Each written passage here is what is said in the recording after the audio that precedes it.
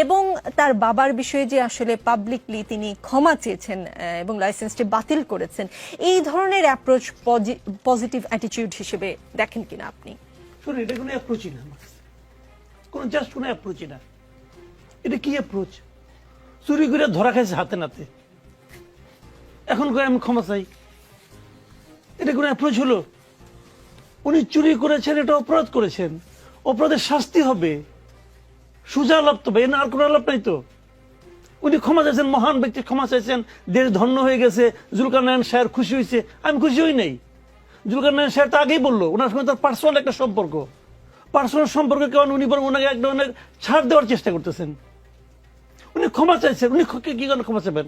অন্যায় কি উনি করছেন? ওনার বাপ করছে, ওনার পিতা অন্যায় করছে, উনি তো অন্যায় করেন নাই, উনি ক্ষমা চাইবেন কেন? বাপের হয়ে পুত্রের ক্ষমা চাইলে ক্ষমা হয়? আল্লাহর কাছে হবে? আল্লাহর কাছে হবে? আমি মনে করি অন্যায় করলাম, আমার বাপ বললো আমার পোলা নামাজ পড়ে নাই, ওনার হয়ে আমাকে, আমি ওনার হয়ে ক্ষমা চাচ্ছি, আল্লাহ ক্ষমা করবো?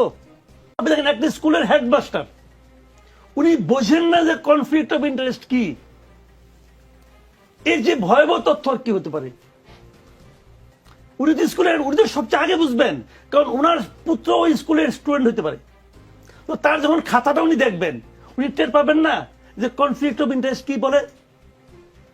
তো উনি দিলে সবার আগে বুঝবেন, বুঝে উনি আমাদেরকে বোঝাবেন এটা হলো কনফ্লিক্ট অফ ইন্টারেস্ট। দেখেন, যদি বিষয়টা প্রকাশ না পেত তাহলে কি হতো? কোনো আলোচনাই হতো না, আসিফ মাহমুদ এই স্ট্যাটাসও দিতেন না।